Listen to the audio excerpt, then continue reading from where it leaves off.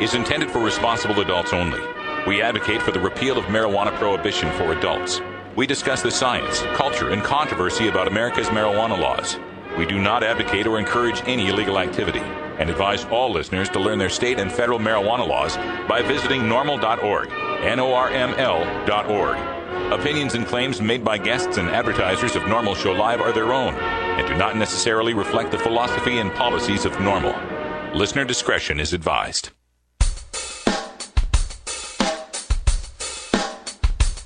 You take a seed, you plant it, you grow it, you dry it, you roll it, you smoke it.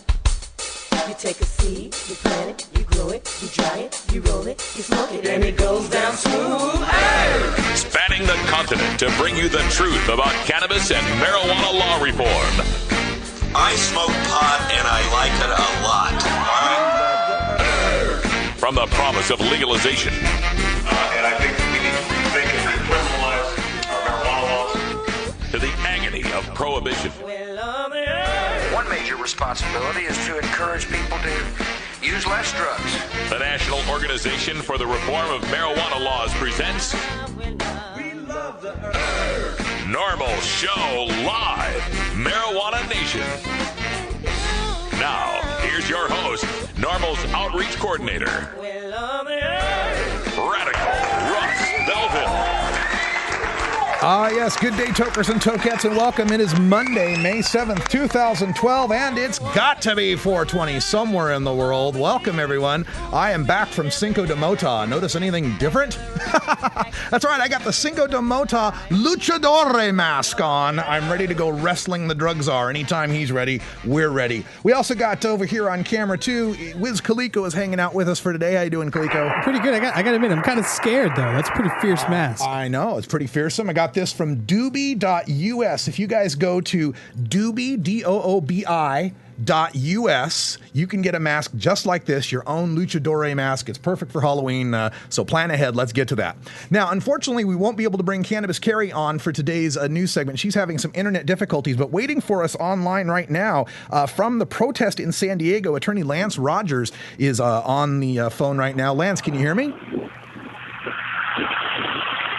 Yeah, sounds like he's on hold right at the moment. We'll get back to Lance here in just a second when we come into our news segment right after this first break. Also coming up on today's show, I have got plenty of recollections and show and tell from the Dallas-Fort Worth NORML. We had an amazing march. It was a really, really good time. And I tell you, the activists there for DFW NORML have really got their stuff together. So I'm representing proud today the DFW NORML right here in Portland, Oregon.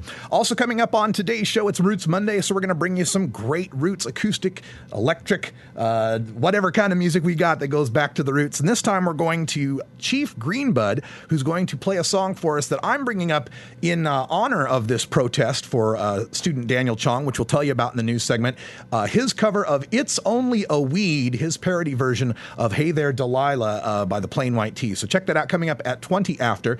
Then at half past, we're going to talk a little bit more about the protest that's going on, recall some stuff from the DFW NORML trip. And then at the end of the show, we'll have time for a little radical rant. Apparently, the No on I-502 pack is up and running, and they're currently accepting donations to help defeat legalization in Washington State. I got plenty to say about that, especially their latest press release that contains so many factual inaccuracies that I just could not let it stand. I have to address this, so we'll get to that in the radical rant. Also coming up today, plenty of stuff for Toker Talk Radio in Hour 2. We'll take your calls at 971-533-7111. And when we come back, we're on the air with Attorney Lance Rogers, who's down there with San Diego NORML, protesting the mistreatment by the DEA of student Daniel Chong, who was locked up for 5 days with no food and water. It's all coming up on the NORML Network right after this.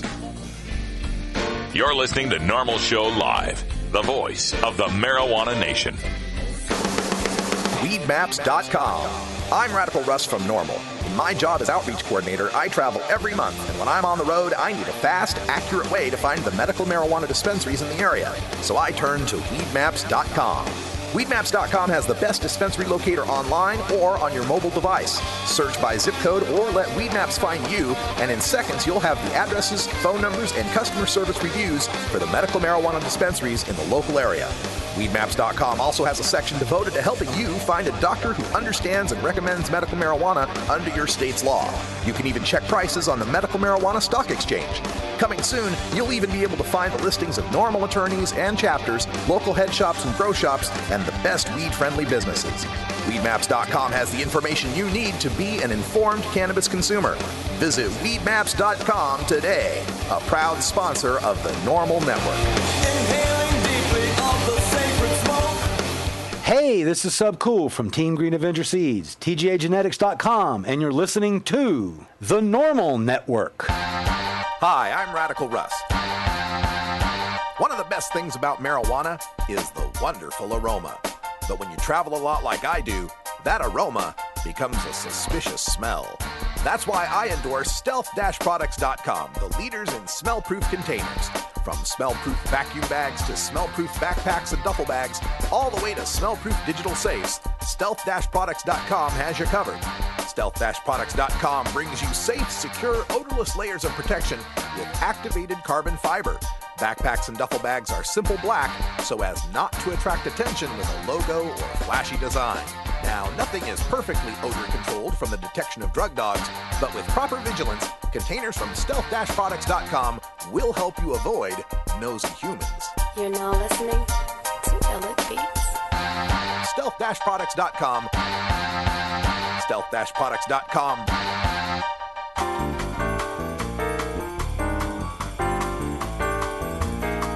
Medical marijuana, industrial hemp, consumer cannabis.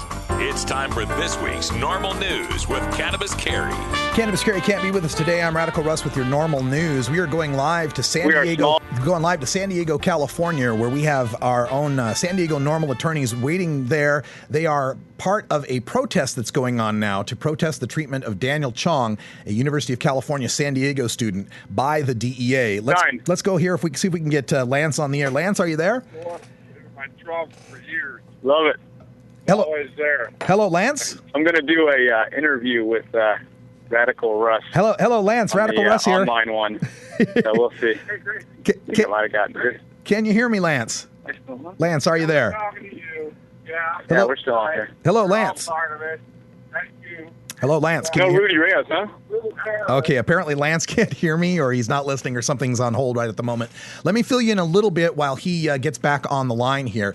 The case of Daniel Chong, we reported on this last week. He was at a 420 party with friends, just enjoying the 420 celebrations, when DEA burst through the doors. They were doing an ecstasy raid. They were raiding the house or the apartment. I'm not sure what it was, but they were raiding the place based on tips that it was a major ecstasy distributing ring. And sure enough, they found 18,000 ecstasy pills plus some other stuff there at the party. However, the people at the party had nothing to do with this ecstasy trafficking, and instead were just kids there enjoying a 420 party. So situation here is that Daniel Chong, one of the students, was rounded up with some of these other people. There were 8 others of them, and the rest were let go, but Daniel ended up being held in a 5x10 cell and was forgotten about. A 5x10 windowless cell where he was left for 5 days with no food, water, or human contact. He got so desperate he broke his eyeglasses and tried to kill himself by swallowing the broken glass. And he was so despondent, he started looking around the room and found in the room, hidden in a sheet, a bag of methamphetamine that he later ate because the DEA wasn't careful enough to keep that out of the cell. Let's see if we can go back to Lance Rogers here on the phone. Lance, are you there? Hello, Lance? Lance, can you hear me? This is Radical Russ. Don't want to believe it. Okay, we're having some troubles getting Lance on the line. I'm going to try to call him back here and set up the live connection. But this is initiated a firestorm of controversy with the DEA forgetting about this poor student. They have the student did receive an apology from the DEA, telling them that this was not in keeping with the high standards that they set for their employees. We'll go to Lance. Lance, are you there? Hello. Hey, Lance, this is Radical Russ at the NORML Show Live. You there at the protest? Can you hear me, Lance? Hello, Lance? Okay, for some reason, Lance is unable to hear me. I don't understand why. Let's try this again, see if we can get him back on the line. Having some troubles making the connections here. We'll dial back out again. But the protest was brought forth today by San Diego NORML. Lance Rogers, if this is a work call. They're getting the message line again there. We'll try him again. But it was orchestrated by Michael Cindrich and Lance Rogers with our San Diego NORML chapter, timed to coincide at 4:20. So it looks like they're just about getting ready for that. So let's see if we've got Lance on the line now. Lance, can you hear me? Yes, I can. Oh, sorry, Lance. I was having some troubles with my side of the connection, but I'm glad you're here. You're live down there at the protest in San Diego? That's correct. What can you tell us about the scene that's going on down there, turnout-wise and protest-wise? Well, just in typical San Diego fashion, we got beautiful weather here, and it's pretty laid back. We are a small but mighty group. We are having our voices be heard out here in front of the DEA compound, which is fortified with a fence all the way around. And we're just having our voices be heard to everybody going in and out. Yeah. How about the people that drive by seeing the protest? Are you getting a lot of support, a lot of honks and waves from people? Absolutely. Now, absolutely. And what's a little strange about where we are, where Daniel Chong was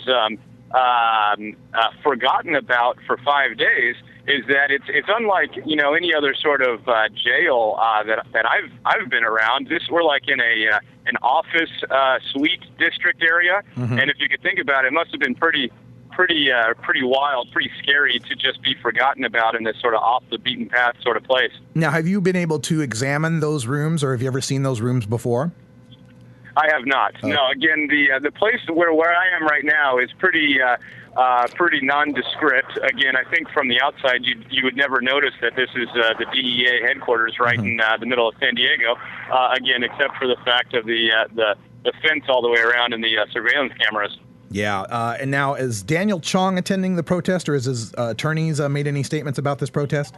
We reached out. We reached out to his attorney.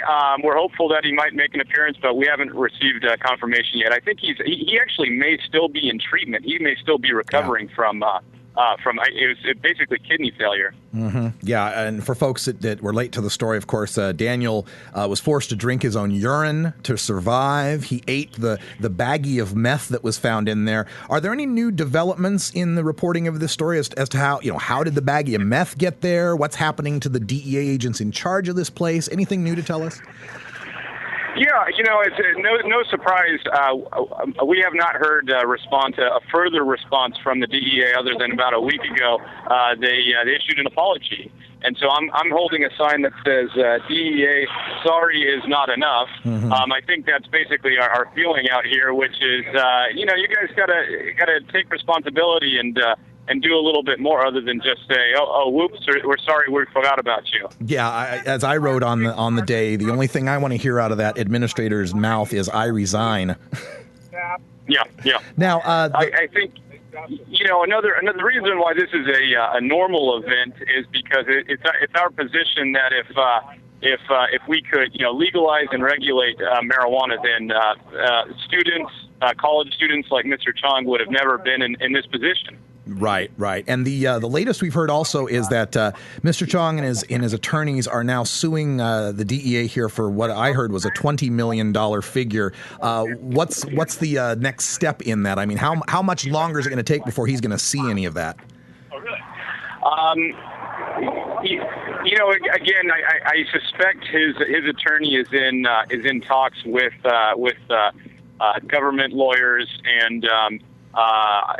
As in most civil cases result in a settlement and they sort of quietly go away. If the government disputes their liability or they can't come to some quick resolution, then it could go forward to trial. But it's probably likely that they'll cut him a big check that'll come out of all of our taxpayers' pockets. Yeah, exactly, and furthermore, come out of civil asset forfeiture proceedings that they've taken from others of us, I imagine. Yeah, that's absolutely right. I'm standing here with attorney Michael Cindrich, and he does a lot of asset forfeiture cases as well. And I think this is.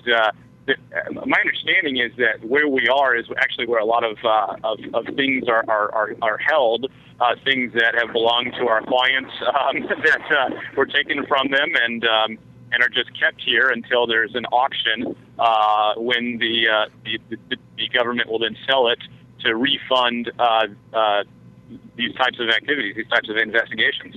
Now, Lance, this might be just asking you to speculate on this question here, but you mentioned that this is a civil case going after the $20 million.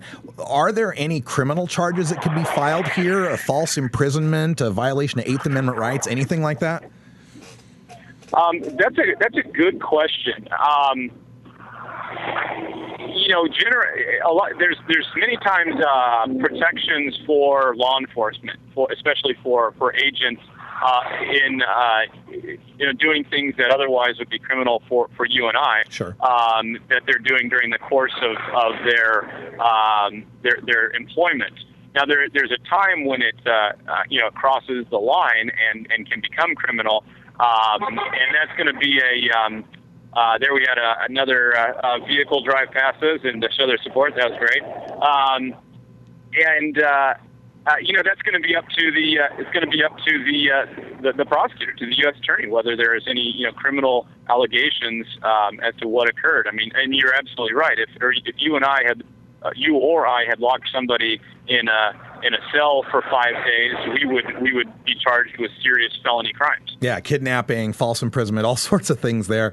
Absolutely. I find that a lot of times when I'm covering news stories outside of marijuana, like let's say the dragging of James Byrd or other cases where they allege that there's been a civil rights abuse, the federal government will jump in and the DOJ will start prosecuting under some of these civil rights statutes. Since we're talking about the federal government and its own DEA, what do you suppose the chances are of that? Well, I've long argued that, specifically with regard to medical marijuana patients, that this is a civil rights movement. The injuries that occur to people who are following state law do rise to the level of civil rights violations, and specifically, sometimes the treatment of medical marijuana patients as opposed to individuals who use other prescription drugs. I think that could be a violation of the Equal Protection Clause.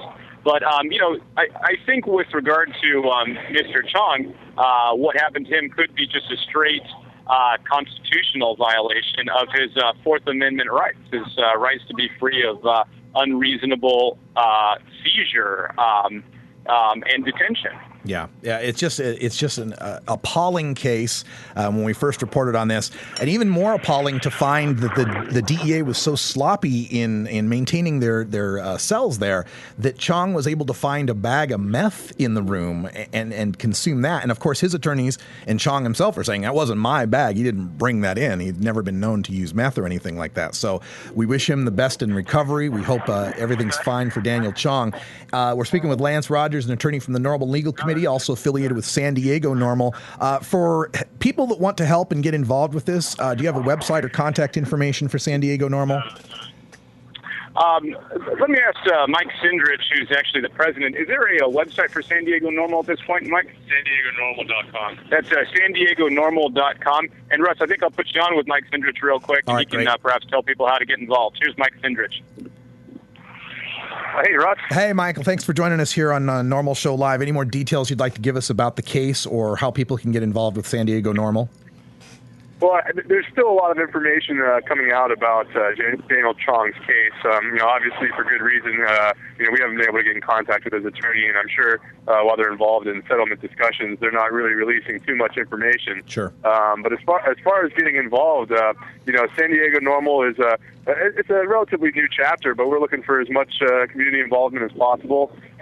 Feel free to send me an email, mike@SanDiegoNormal.com. If you'd like to get involved, check out our website, SanDiegoNormal.com, and we also have a San Diego NORML Facebook page that's regularly updated with new information. All right. Well, Michael Cindrich and Lance Rogers, thanks so much for checking in with us here at NORML Show Live. I've got listeners all over the country that are just furious over this case, and they're very glad they got people like you out there to stand up and protest where they can't make it out there. So, again, thanks for helping us out. Absolutely. We're glad to have everyone's support, anyone that's listening in all over the country. We welcome your support, and we're hopeful that the DEA interference with our state medical marijuana laws, hopefully it'll come to an end soon, and hopefully we can stop the torture of innocent people. Completely agreed. Thank you. Michael Cindrich and Lance Rogers from San Diego NORML. Check them out at sandiegonormal.com or just send me an email at stash@normal.org. I'll make sure you get in touch with the right people.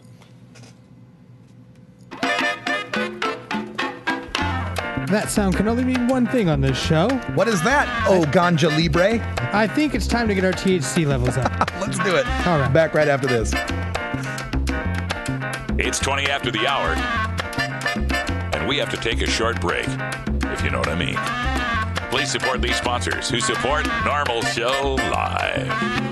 Oh, have you ever met that funny reefer man? A reefer man. Have you ever met that funny reefer man? A reefer man.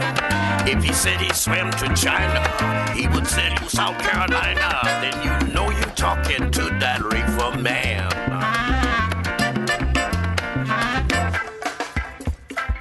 I'm Sub Cool from Team Green Avenger. At TGAgenetics.com, we are working on the leading edge of medical strains. Our strains are rigorously tested for THC, CBD, THCV, and other critical cannabinoids. Know your grow.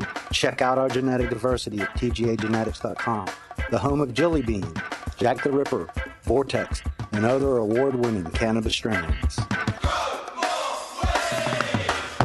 You can follow Radical Russ, Cannabis Carry, Ganja John, and Wiz Calico on Twitter, and like us all on Facebook.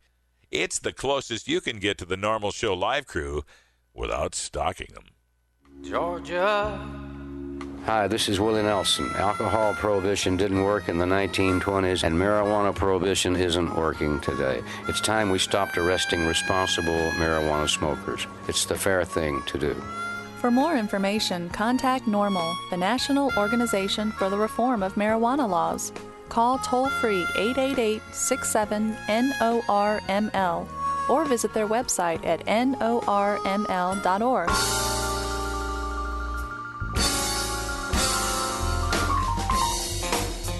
It's time for your daily Toker Tunes, the best in 420 friendly music from all genres that uplifts, entertains, and informs the public.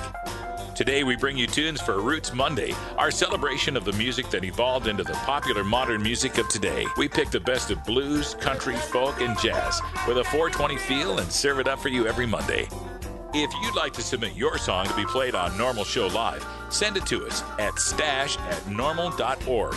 Now here's some more great independent marijuana music for today's Daily Toker Tunes. All right, before we get to the tune, just wanted to clue everyone in that there is some more news we need to get to. We'll get to that in hour 2, but we're going to talk about NORML in the United Kingdom and some great news coming out of Connecticut. So join us in Toker Talk Radio hour 2. We'll bring all that news to you. But for today's Daily Toker Tune, and in honor of the protest for Daniel Chong, I'm bringing back our good friend Chief Greenbud from Nashville, Tennessee, and his parody cover of Hey There Delilah by the Plain White Tees. Listen to the lyrics for this one because it really hits home, especially in light of the Daniel Chong case. It's only a weed.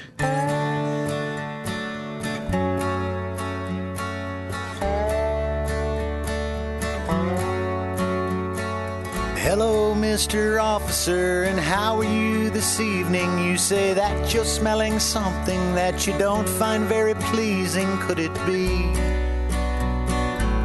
the fact that I've been smoking weed? Yes, indeed. Yes, sir, Mr. Officer, I've got my hands behind me. Please don't use any more pepper spray, 'cause that last shot was blinding. I can't see, and it's getting hard to breathe. I'm in custody. Oh, it's only a weed. Oh, it's only a weed. Oh, it's only a weed. Oh, it's only a weed. It's only a weed.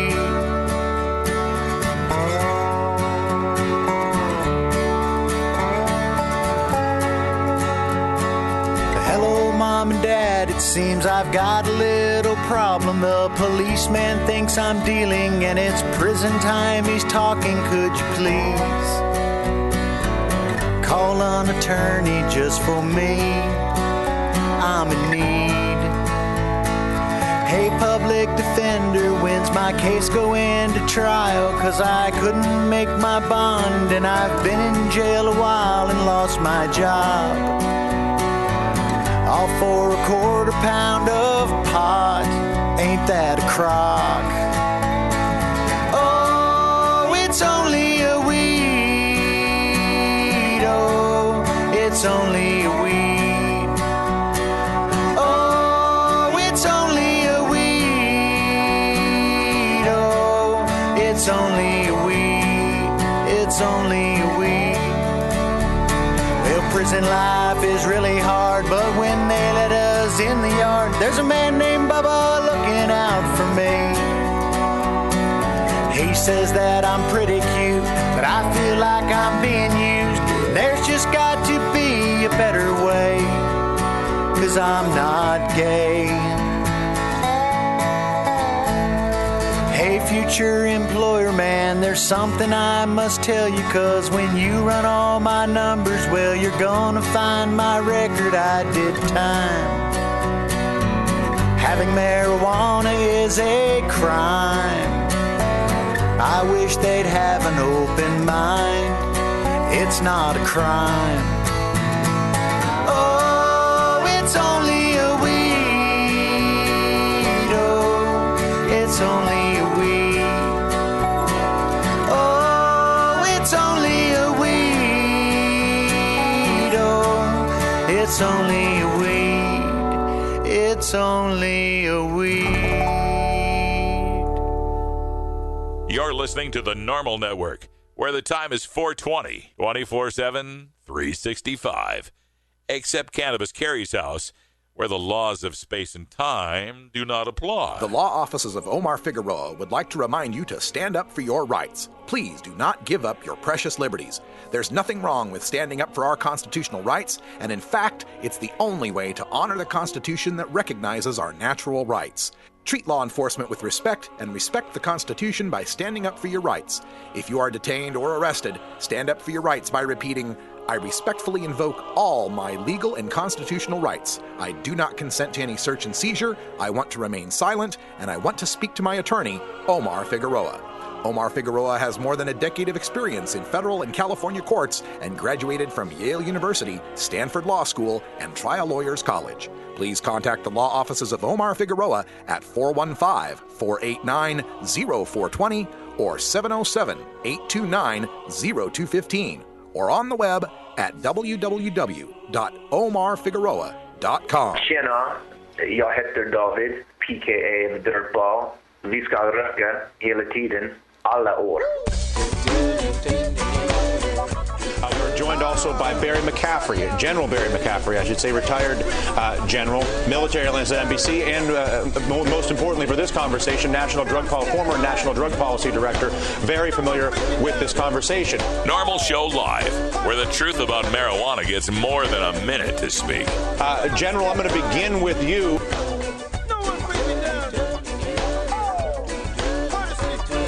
Everybody's got a habit, some good, some bad, to reach the comfort zone.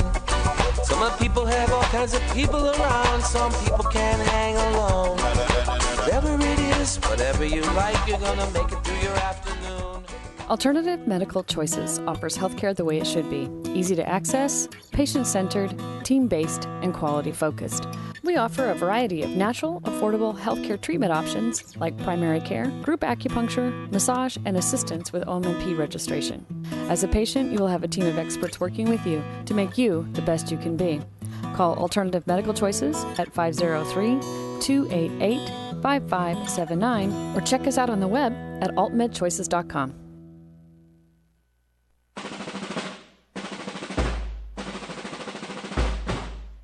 The effects of marijuana prohibition are felt by all Americans in every walk of life, regardless of race, creed, color, religion, social status, wealth, gender, sexual orientation, or even one's use or non-use of marijuana. As the marijuana smokers lobby, NORML hears the stories of these average Americans and brings them to the attention of our policymakers and our fellow citizens in this segment we call Normal Newsmakers. All right, folks, welcome back. As you know, I just got back from Dallas-Fort Worth, where we had an incredible march and an event there sponsored by DFW NORML. They did a great job setting it up. It was at the Dallas City Hall, which is an amazing little plaza that they had there. You know, big Texas flag and American flag just fluttering in the breeze. It was a gorgeous sunny day, and they had some of the most amazing bands. Oh, my goodness. The music there was fantastic, and all the bands were good, but the one band that just really set my hair on fire, what little of it I still have left, was a band called the FNAs. I mean, right there, Kaliko, that's a name. The FNAs. The FNAs. They were effing good is what they were. I'm sure. Now, this band consisted of, it was a typical funk lineup, right? Bass, drums, guitar, sax, trumpet, and lead vocalist. But the thing that was so compelling to me when I first saw them come up, first of all, their drummer, is that their drummer, not only did he have just a pretty sparse standard kit to play drums on, but sitting right next to it, to his right hand, was a 66-key keyboard. Had a keyboard going there, and many times through many songs would put his right drumstick away while he continues to drum with his left hand and keep the funky beat, playing keyboard lines. Wow, that's wild. At the same time. I told these guys that they completely passed all test of badass mothers. Shut your mouth. For sure. They were really good. So I encourage everyone to check out the FNAs. It's EFFINAYS. The FNAs, and I got their CD too. We're going to put some of their music on Thursday for Groovin' Thursday. Excellent. Because it's just funky as hell and really professional.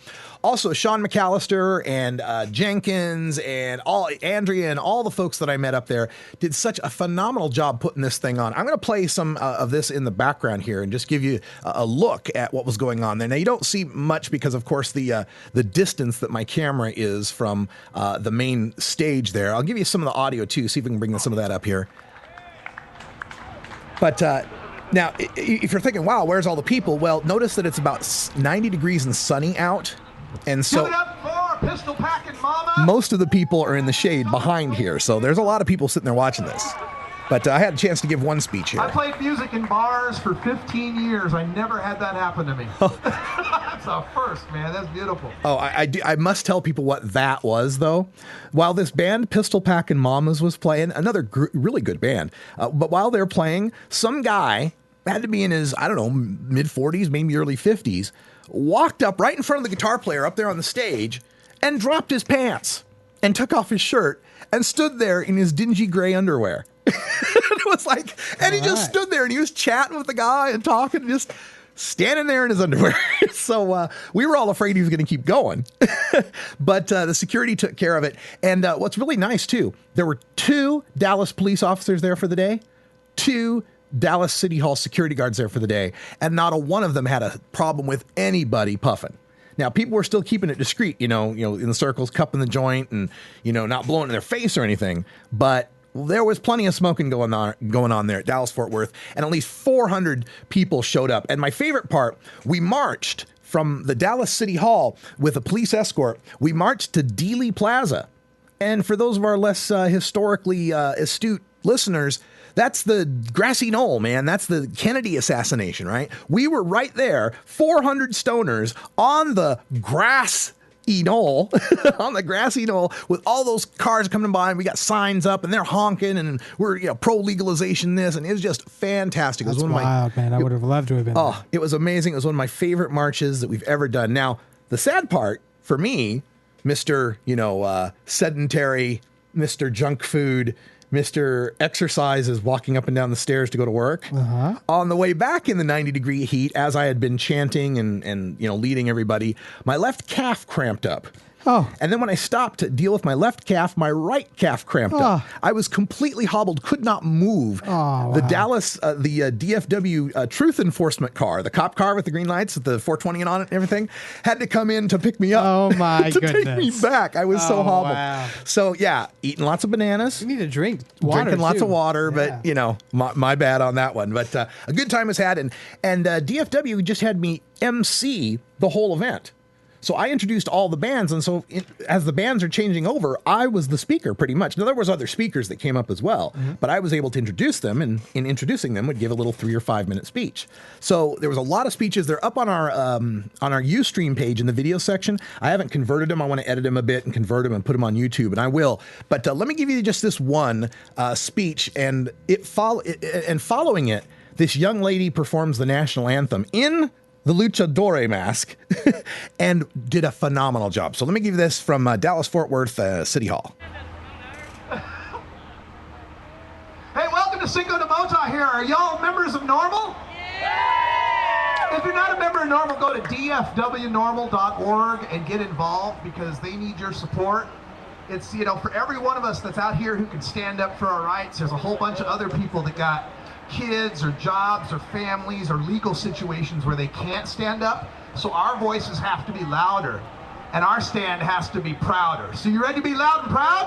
Yeah! Are you ready to march for your rights? Yeah! We're going to take Dallas. We're going to take the streets. Whose streets? Whose streets? Whose streets? Damn right, we're going to legalize this. But before we do, we are going to have a very special presentation. A young lady named Shayna is going to be coming up here. And one of the things I like about this, and one of the things I like about what Sean and DFW NORML are doing with their activism, is bringing patriotism to it. We're Americans, right? We got our rights. We love our Constitution. We love our country. And one of the reasons we're here fighting for the legalization of marijuana is because what this drug war has done to our country and done to our rights. If you look at the First Amendment, right, you got the freedom of speech, but some people can't speak out because it's about weed. Some places won't take weed advertisements because they don't want to get in trouble. Freedom of religion, yeah, ask a Rastafarian what he thinks about his freedom of religion lately. First Amendment, right? Freedom of the press, the Obama administration, sorry, it's hard to keep track anymore. The Obama administration has recently, one of their U.S. attorneys has threatened weekly newspapers that run ads for dispensaries. Has threatened to take the newspapers to court for running those ads. Talk about your freedom of press being abridged. Second Amendment. Who here likes the Second Amendment? Anybody in Texas, I imagine? I imagine there might be a few people in Texas like the Second Amendment. Well, if you are a marijuana felon, if you've been caught growing a single plant, you are a felon and you no longer have a Second Amendment right. You don't get to have a firearm. Third Amendment. Now, a lot of people don't think about the Third Amendment. That's the one where it says the government could put soldiers in your house during wartime. Now that one, nobody really thinks of the Third Amendment, but check this out. The U.S. Supreme Court recently ruled that cops could put a GPS on your car, in your driveway, on your private property, without a warrant. That to me is almost like putting a soldier in my house, so I'll count that one. Fourth Amendment, your right to be free from unreasonable searches and seizures. Yeah, like how many of us have our Fourth Amendment rights anymore? Stop and frisks and all sorts of things that happen in the name of the war on drugs. Fifth Amendment right? Fifth Amendment right to remain silent, not incriminate yourself. What is a P-test other than incriminating yourself? We're enforced to incriminate ourselves all the time. Your Sixth Amendment right to a speedy trial. Sometimes these trials last 2, 3, 4 years because there's so many of these drug trials going on, they can't get them through all the court systems. Your Seventh Amendment right to be able to sue people that do you wrong, to take people to civil trial and sue them if they did you wrong. How do you sue your dealer when he shorts you on an ounce? You can't, right? You don't have that right to sue because it's illegal. Your Eighth Amendment right against cruel and unusual punishment. Has anybody here heard of Daniel Chong? Not Tommy Chong, Daniel Chong. This just happened this 4/20 in San Diego, California. Kid named Daniel Chong, 23-year-old college student, University of California, San Diego, goes to a 4/20 party. He's hanging out, he's smoking weed with his friends. Boom, cops show up, DEA, it's a raid. Whoever's house it was running 18,000 ecstasy pills. Him and 8 of his friends get taken to the DEA headquarters. They get processed. DEA realizes, oh, these kids are just tokers. They weren't part of this. We'll just let them go. Unfortunately, they forgot about Daniel.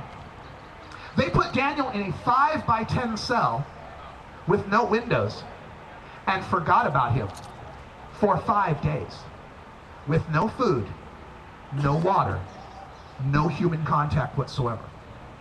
By day 2, he was so desperate he's drinking his own urine to survive.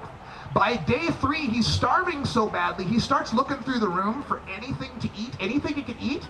Tucked away, hidden in a blanket, he found a little baggie with white powder in it that some previous inmate had hidden in the cell. So desperate to eat, because he hadn't eaten in 3 days, he ate it. It was 1.5 grams of methamphetamine. So now we got this 23-year-old kid, 3 days without food or water, no human contact, in a 5x10 windowless cell, starving, drinking his own urine, and high on meth. Then he gets so desperate, and oh, I forgot to mention, he's handcuffed this whole time. Handcuffed this whole time. He's so desperate, he takes his eyeglasses off, breaks the glass in his eyeglasses, carves "sorry mom" into his arm, and tries to commit suicide by swallowing the broken glass. After 5 days, the DEA finally opens the door and goes, oh shit. Oh, we forgot about this kid. They take him to the ER, he's got a perforated lung because of the glass. He's now suing the DEA for $20 million. So, tell me about my 8th Amendment right to be free from cruel and unusual punishment, huh? This kid wasn't even arrested, charged, didn't even have weed on him. 5 days, no food, no water, drinking his own urine, high on meth, trying to commit suicide. That's what the war on drugs does to our America. The 9th Amendment states that if there's rights in the Constitution, that we went and limited we put all these rights out, you know, freedom of speech, freedom of religion, all this stuff. But just because we didn't write down all the rights doesn't mean that they're not there. Like, there's no right in the Constitution to breathe air, because duh. What are they going to do? Write down everything? You have a right to breathe air. You have a right to eat bananas. You have a right to pick worms out of your garden. I mean, they couldn't write everything down, right? Well, the 9th Amendment means that if people have a right, just because the Constitution doesn't say it, it doesn't mean they don't have it. Do you think a bunch of hemp farmers in the 1700s might have thought growing pot was a right? It was by law they had to grow pot. Of course they thought it was a right. And the 10th Amendment says that rights that don't belong to the feds belong to the states. What greater state's right could there be than deciding whether or not the people of that state can use cannabis? So, I love that DFW NORML is bringing back patriotism. I love that shirt with the red, white, and blue pot leaf on it. Remember, we are Americans too. We deserve our rights. Never be ashamed of being a cannabis consumer. All right, is Shayna ready? Do we have Shayna? Shanna, apologize. Shanna is here? It's Jana. It's cool. I'm not freaked out. I'm wearing a little bit of a luchador mask today. For why? Because luchadors are free fighters. And I'd like to sing a little song that you've probably heard a couple times, and just remember to listen to the words, because there's a really important one that will be extra loud at the end, and it just hasn't happened yet. All right? Oh, say, can you see by the dawn's early light what so proudly we hailed at the twilight's last gleaming, whose broad stripes and bright stars through the perilous fight o'er the ramparts we watched were so gallantly streaming, and the rockets' red glare, the bombs bursting in air,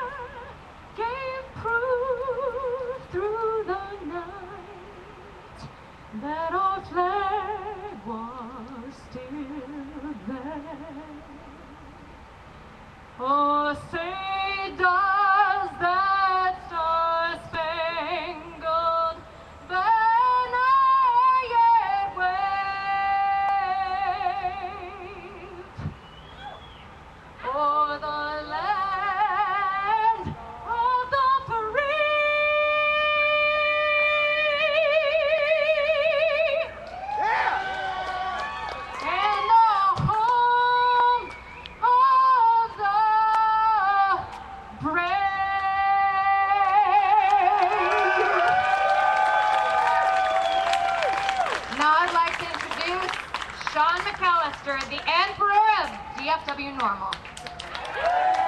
All right, so that's our coverage of the DFW Normal Cinco de Mota. It was fantastic. We had such a great time there in Dallas. And folks, you've got to get involved. If you're in the Dallas-Fort Worth area, log on to dfwnormal.org.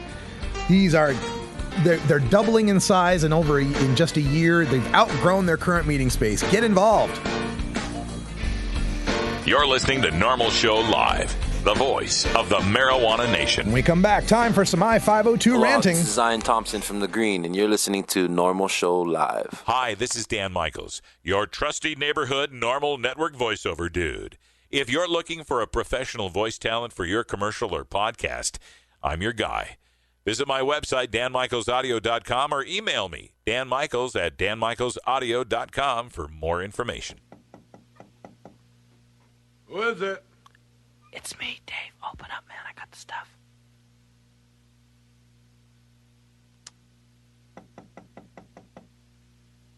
Who is it? It's me, Dave, man. Open up. I got the stuff. Who? It's Dave, man. Open up. I think the cops saw me come in here.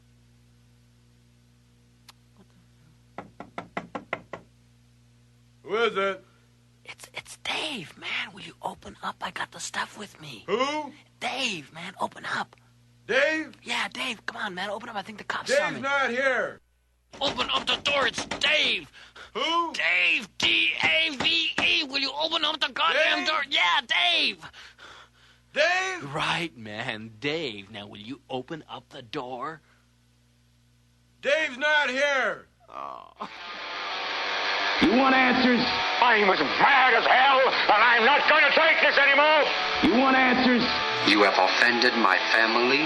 I think I'm entitled. You want answers? I want the truth.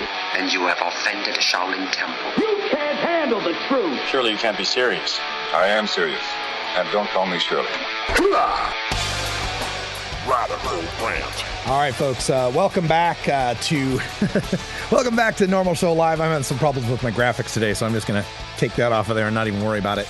I was greeted this morning by an email that I had received from the No on I-502 PAC. For those of you who don't know, I-502 is the Washington legalization initiative, and No on I-502 PAC was originally Patients Against 502, so we know who's behind it here, folks. And it was, this is their political action committee. They formed in the state of Washington to take political contributions to defeat legalization. So they've got a website, and on their website, from this press release, I was told that they have all these reasons that people should know about as to why they should vote against their own best interests, why they should vote with the drug czar to continue marijuana prohibition. So I decided to take a look at it, and I thought for the benefit of the record and for, just the truth, I would address some of the things that they put up there on their website. So the first thing they tried to scare people with is, one of our drug czar's top national policies is encouraging states throughout the nation to adopt a per se DUID policy.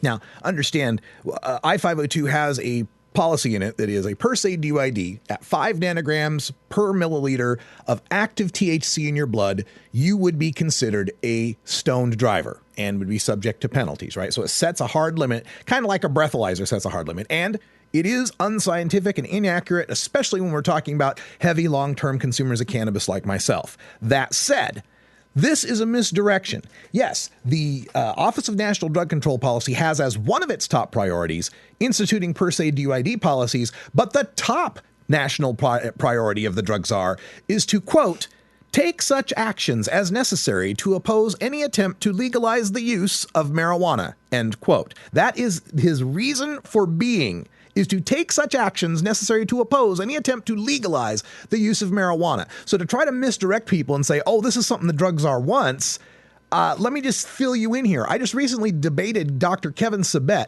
who was the top advisor to Gil Kurlikowski, our drug czar, for 3 years in Washington, D.C. And I asked him if he'd be happy, if the drug czar would be happy to see I-502 pass, since it does have a per se DUID provision. He laughed at me and said, hardly. So don't let them fool you that this is something the drug czar wants. He does not want to see legalization. Now, they also point out, as did another blog this weekend, that the National Organization for the Reform of Marijuana Laws has warned us about these types of limits and are currently doing a nationwide alert to stop the same limit in Colorado.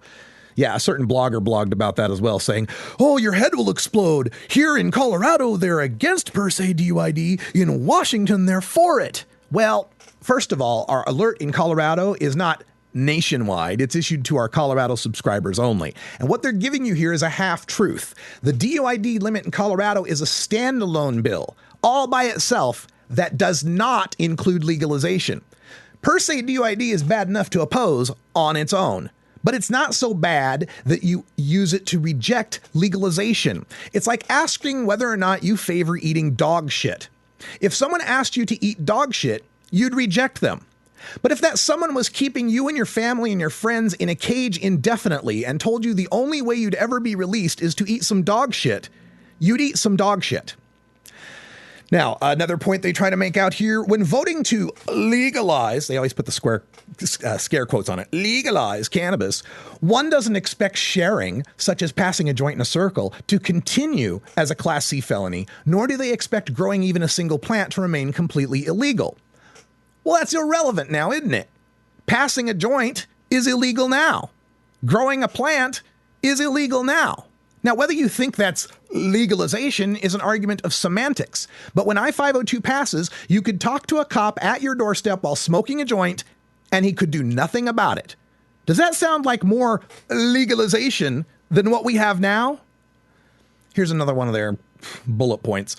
I-502 mandates this zero-tolerance DUID policy for those under 21, ignoring the fact that individuals can possess medicinal cannabis in our state under 21.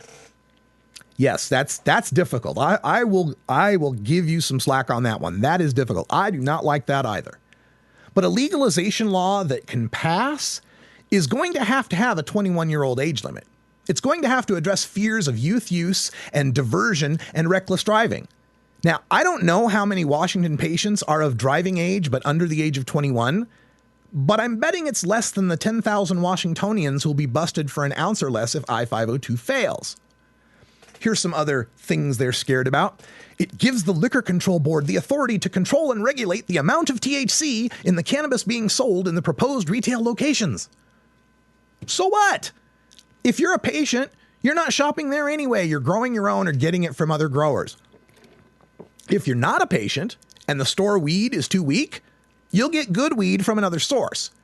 But no matter where you got it from, possession of an ounce of it will be legal. And if they're trying to tax it and raise money for the state, they have the incentive to have their weed be at least good enough that you'll want to buy it.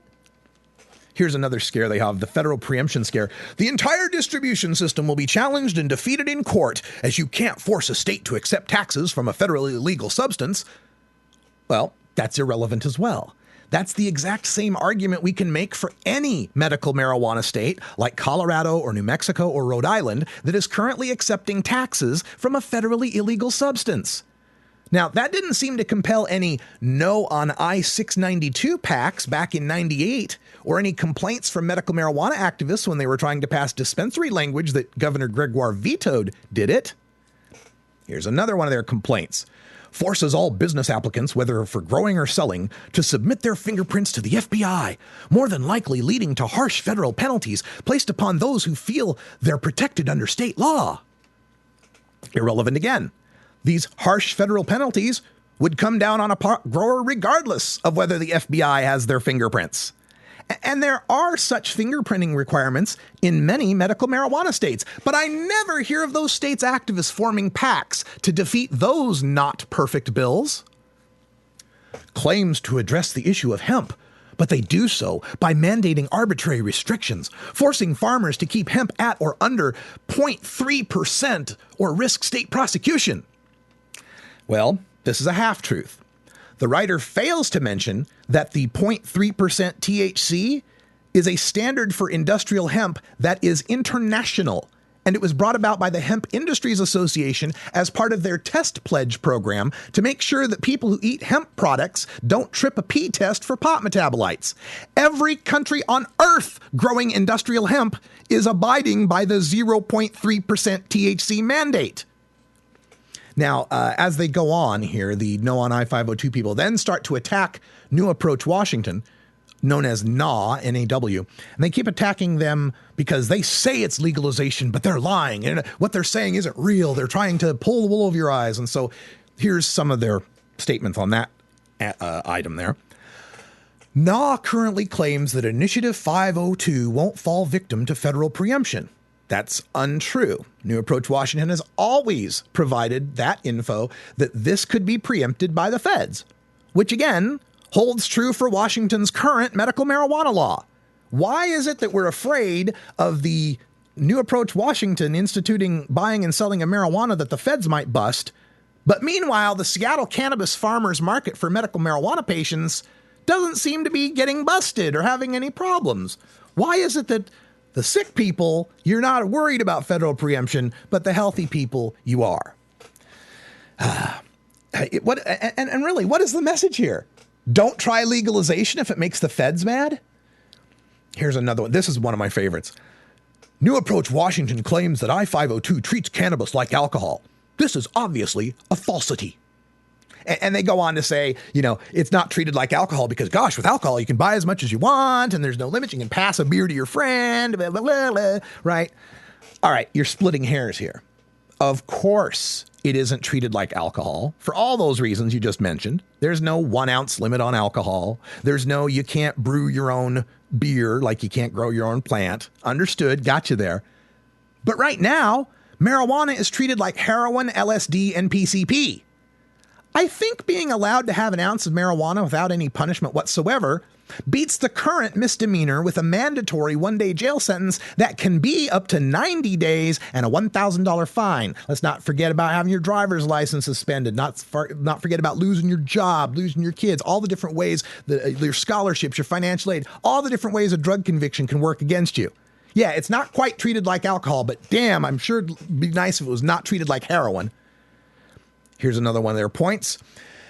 Initiative 502 makes Washington state one of the only states in the country that have a per se DUID policy for cannabis without an exception for patients. Nevada is one of these other states, and the year after they instituted a per se limit for cannabis, there was a 76% increase in cannabis DUIs. Yeah, that's a faulty research and conclusion, but I suppose that's what happens when you rely on bloggers who work for alleged sex trafficking enablers. I imagine that's the kind of quality research you'll get. Apparently, you didn't read far enough down. Delaware and Michigan are 2 medical marijuana states with no exemption for patients.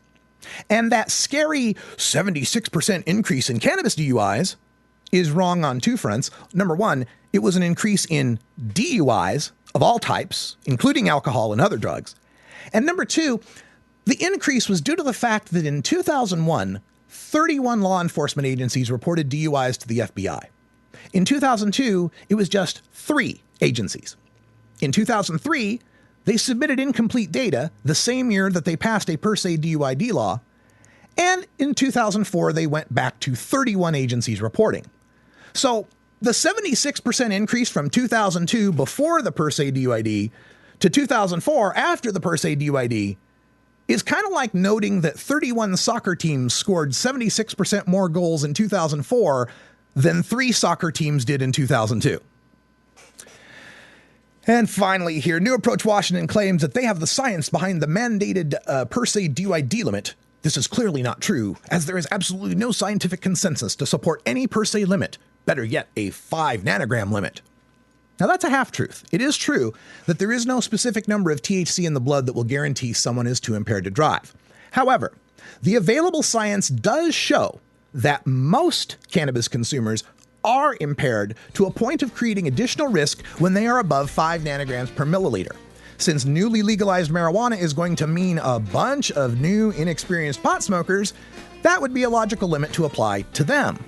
It is, as claimed, not accurate for experienced heavy tokers, but the No on I-502 faction keeps claiming that these pot smokers wouldn't be impaired at all, so why are they worried about getting pulled over? Well, we'll answer that question and more. We'll also take your calls here at 971-533-7111. Pro or con on I-502. I'll take all callers, and I will treat you with respect. I'm not going to shut you down. This ain't Bill O'Reilly. You'll be able to have your mic. But stick around. Hour 2 is coming up next. Toker Talk Radio. And for those of you listening on the podcast, thanks for joining us. For Wiz Khalico, I'm Radical Russ. It's been a good time. We'll talk to you tomorrow. And until next time, take care of each other, Tokers.